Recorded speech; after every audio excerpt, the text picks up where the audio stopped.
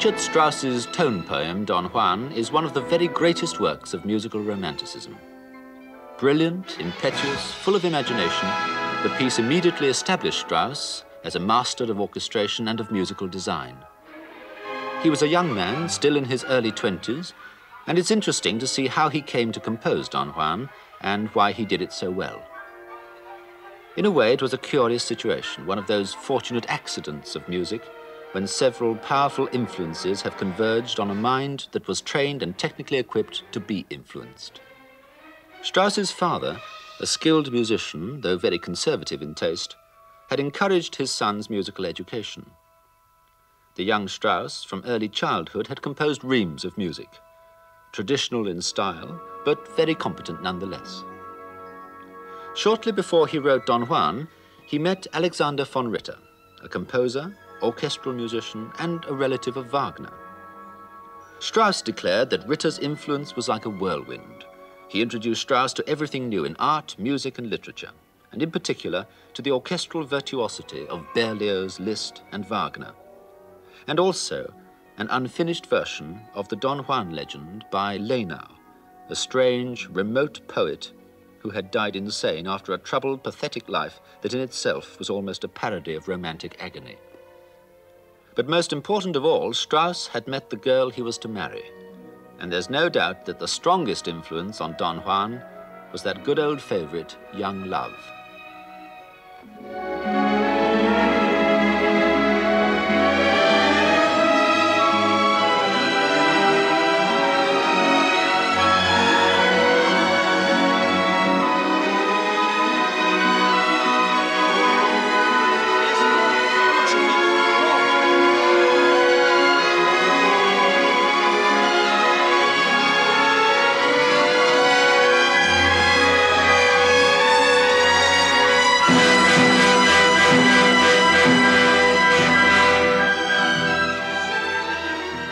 The orchestra of the Royal Opera House, Covent Garden, and their musical director, Georg Solti, came to the television centre to make this programme.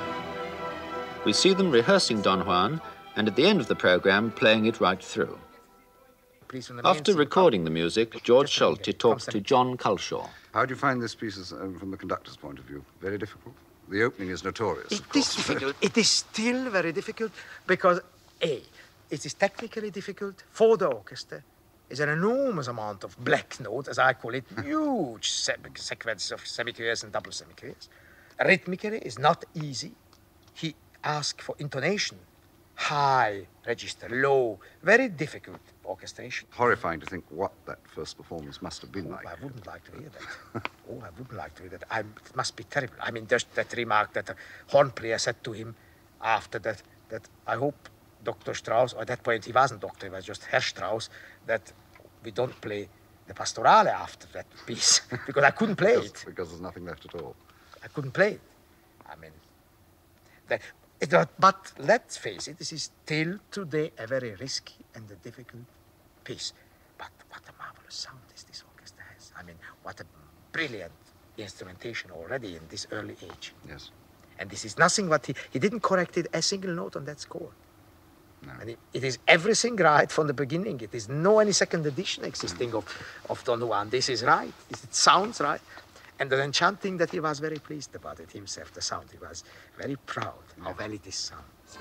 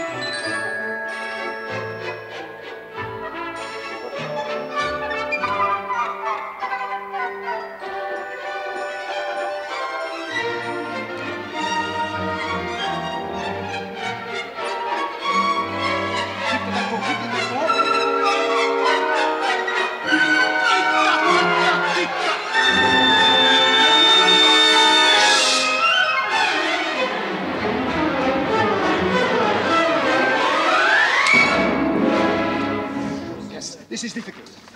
This is difficult. Let's just go back a bit on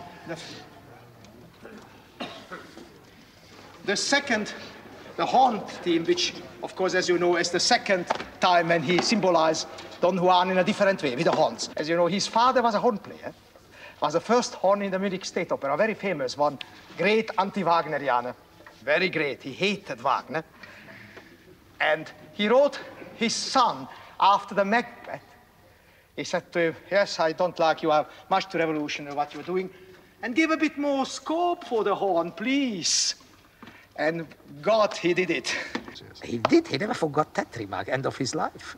And also, please cut out, which he didn't remember, please cut out all the padding from your scores. Yes, padding. Which piece of advice I don't think he took.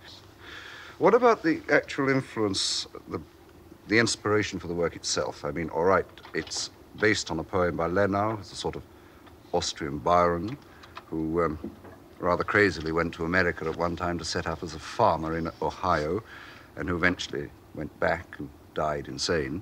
But how much of this work do you think really derives from that poem? I don't think very much. He got an impression, a man called Don Juan, and how he's behaving, and he put it into musical terms. Not so very long ago, program annotators were still trying to identify the women in the piece. They were still trying to find out who they were. Strauss didn't help again by saying at one time that the oboe lady had red hair. He was probably just making a joke. It was surely a joke, no. I think he wanted to say, don't think anybody. It's just imaginary figures. Well, I've always been completely convinced that there's no question of Donna Anna, Donna Elvira, or anything like that in it. Oh, no. It has nothing Mozartian or Da Pontish at all. At all. At all. I think he very clearly indicate three elements. I mean, three women, I'd put it that way. There is one, a very briefly encounter at the very beginning. Yes. Again, himself.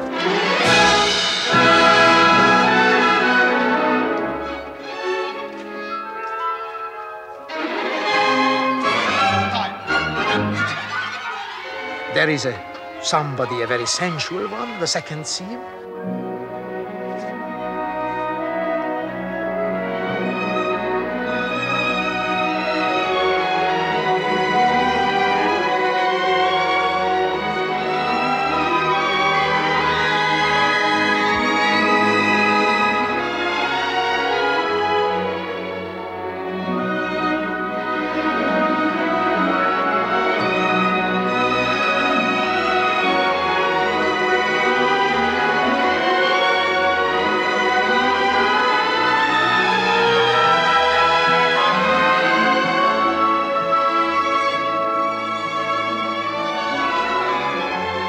And the third, which I call Paulina, of course, this is just, could be anything again, yes. The lyric third main subject.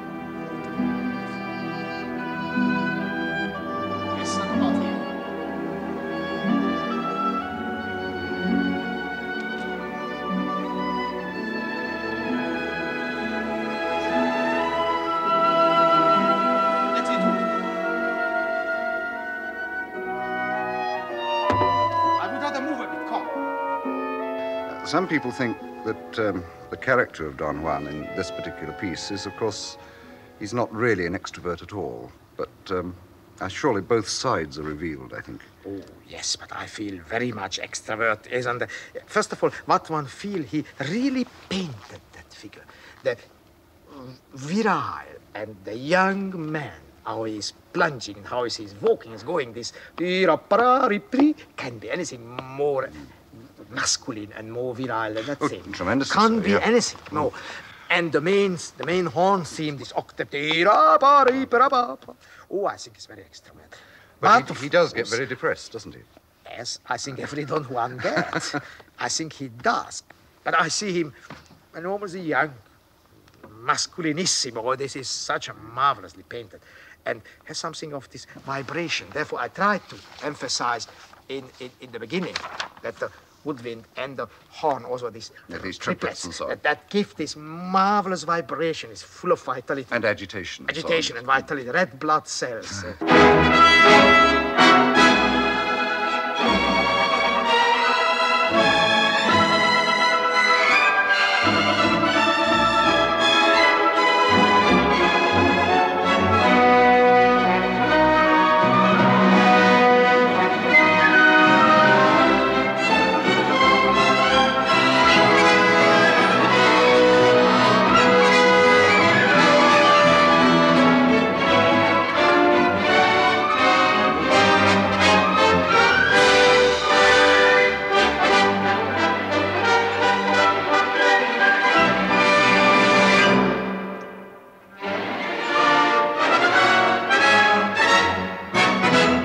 Masculinissimo, marvelous vibration, it's red blood cells. Because one funny thing about the piece is that there is a sort of thematic unity about it.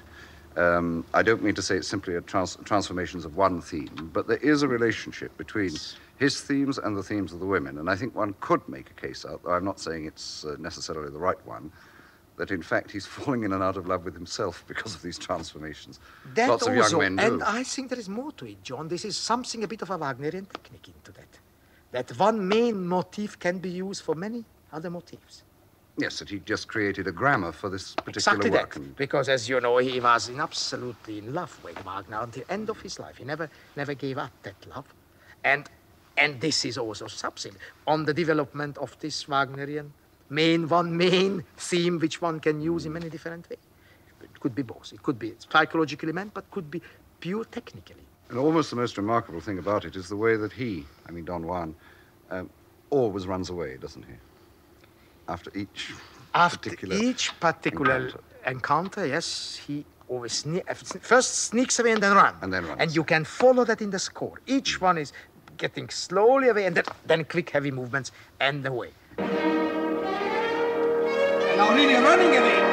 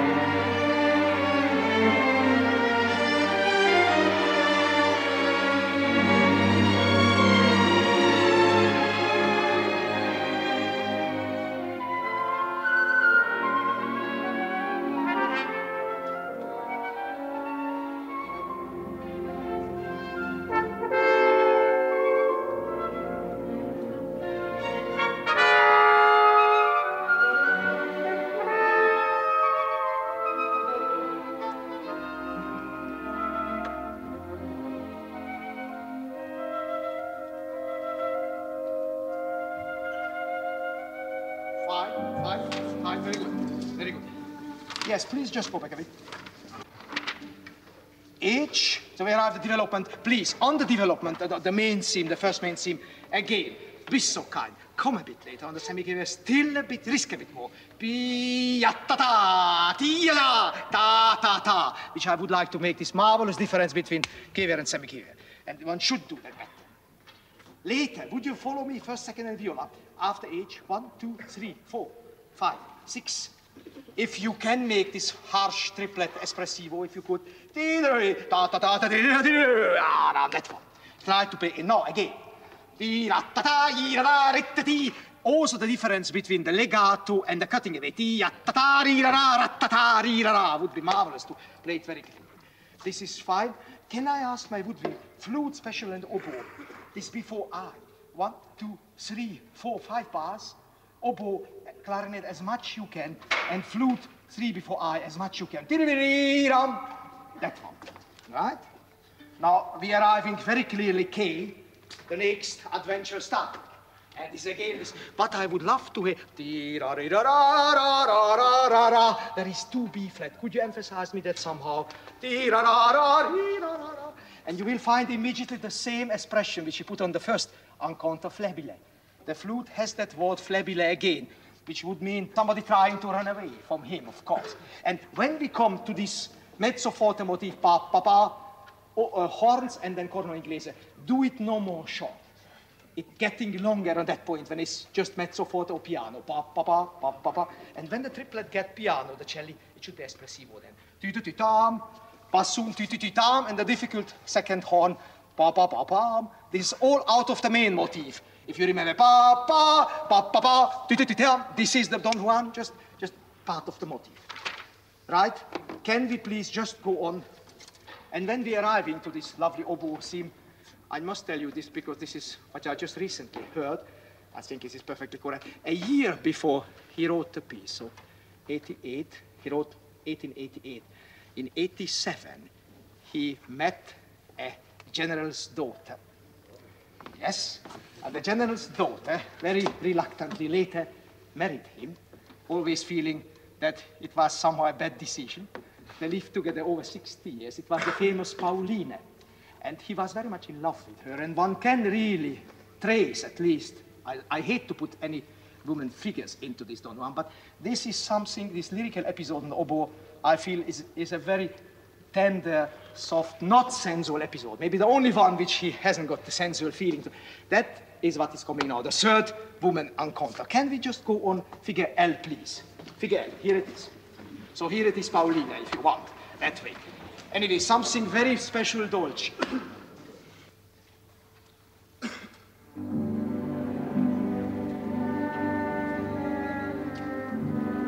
And now go down.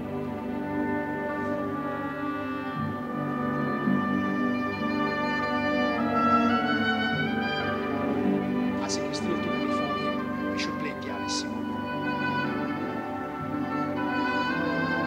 That's getting better, yes.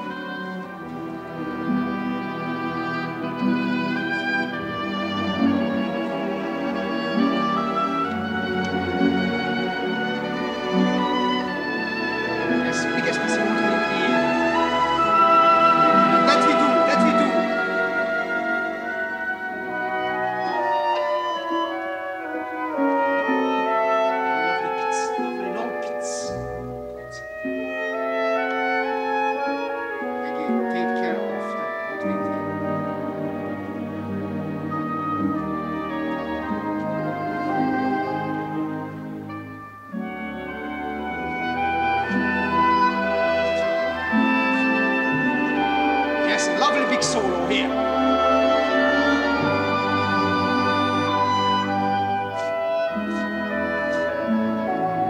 And I will play pianissimo now here. That's fine.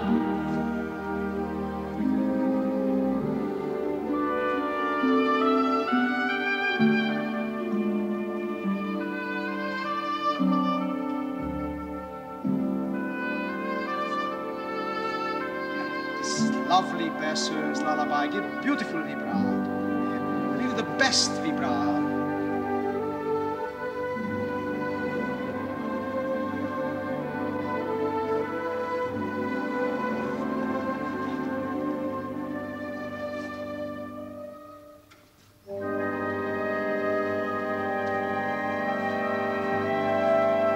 I would like to come out a bit here in order to make diminuendo here the very end once more. So we again try to sneak away. Just very gentle at first, and here in full. We go. Semi-killer, semi-killer, semi-killer.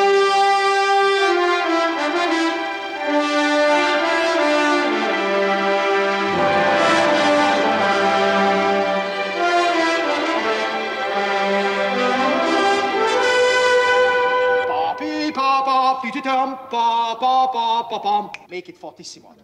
Can I have this, which one has a feeling, some kind of a masked bowl or something, this triplet, try to give not rushing. This is getting faster and faster. I don't want it. Tempo giocoso, yes, but on the same tempo. Especially we have troubles, of course, after cue. Look, I would very much like to accentuate.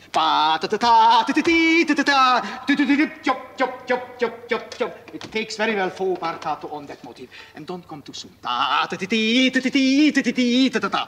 one. Now, the trouble starts. We must do that little bit on this.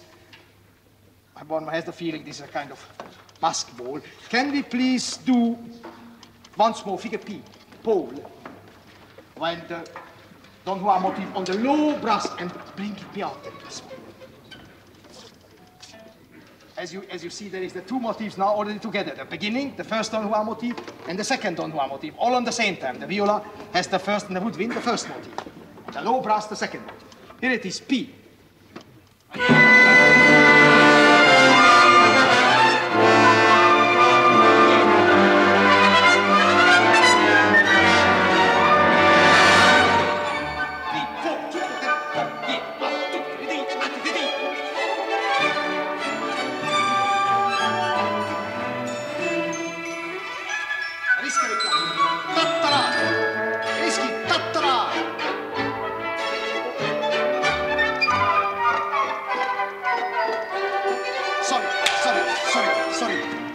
I forgot. Would you kindly woodwind, or not only woodwind, but also the string, appoggiaturas on the beat. All on the beat, please. Otherwise, we never get that together. Look, risk that lovely horn trumpet. Doesn't matter if it's a wrong note. I much rather prefer a good rhythm as proper intonation and bad rhythm. So, Q. Can we go? Q. Don't worry. Q. Do it afterwards. Q.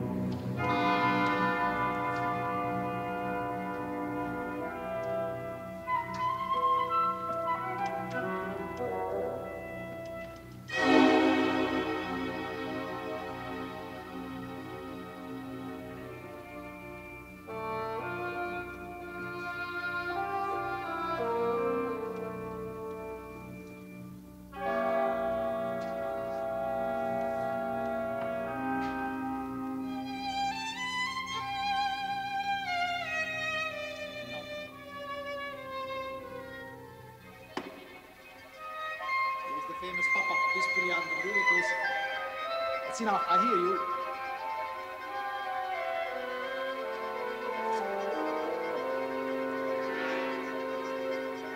And diminuendo, take a brass is difficult.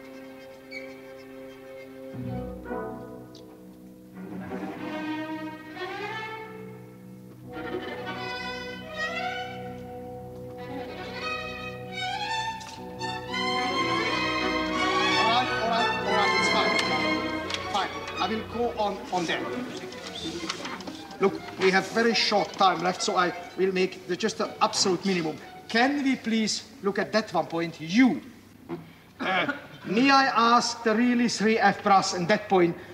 Probably you don't know in the poem is all about the punishment he will, the lightning hit him. So this is a first reminiscence at the very end, when he be killed by lightning. So here is the first one. Yes, it's the first one, that one. And give me that very clear, that one. That's the, and also the low brass, the B natural.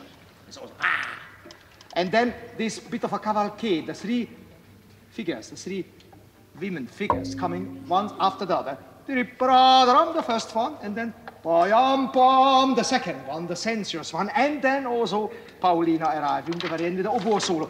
Let's make that very clear, but I don't play it now, we haven't got a time. Up to the very end, we haven't got much new motif. Can I please play the very last double C? This huge paroxysmos, this enormous crescendo molto on the brass. Brass and percussion really get mad here. C. But first we drop down to 1/4. Direct double C, ladies and gentlemen, double C, the very end. So this is once more starting from 1F. Double C, please.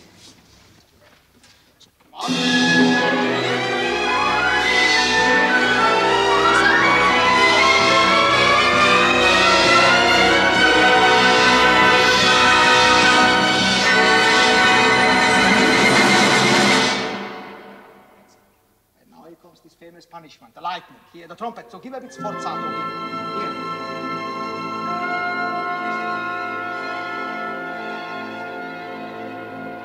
And down, poco crescendo, not terrible much. Yes, once more, poco crescendo. One. Very good, excellent. Dolce. And now, this molto espressivo da bassoon, this doloroso here. That's it, espressivo for you also. Yes, just. Shot, quiver. Very good, thank you.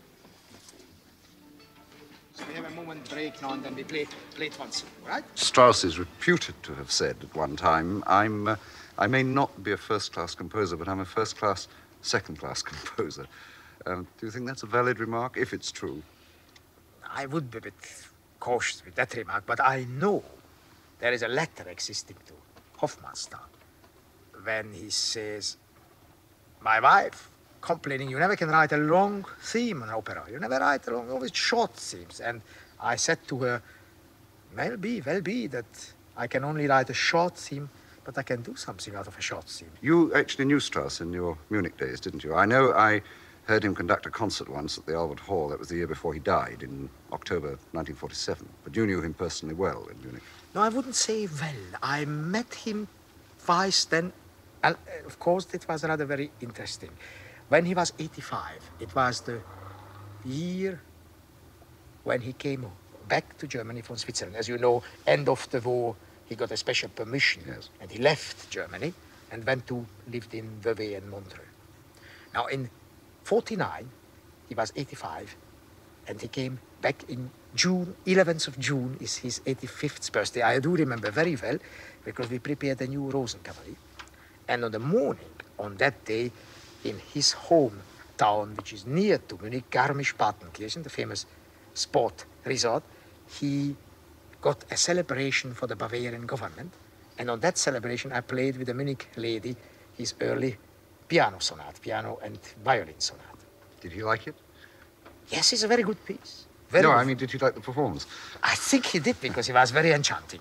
And then he came to the performance, And I visited him later on that summer in July. I went to Garmisch, and I visited him in his home. Carried with me huge scores from Elektra and Salome and Rosencavalli. Wanted to have some wisdom out of this opera, and he didn't want to talk about it. He wanted to talk about Wagner and Mozart. And of course the third, and this is rather the unforgettable experience, I played music to his funeral. As you know, he died in September of the same year. And he had a funeral in the Munich Central Cemetery, something which I never saw in my whole life. There have been at least 50 or 100,000 people outside. It was black and dark from people. And I played first the Eroica, second movement. And then in his will, he wanted to have the tercet in Rosencavalli. And I will never forget that because we barely could finish it.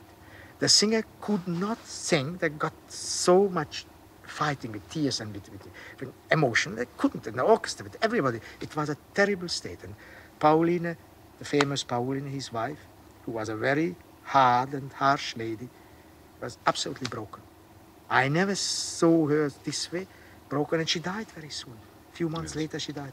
So these are the few occasions when I had Strauss. But only thing which I can say that he had an unbelievable charm. He understood to talk to you as a colleague of yours. I had such a palpitation when I went to him. Well, I mean, naturally. I had that twice in my life, once with Stravinsky and once with Strauss.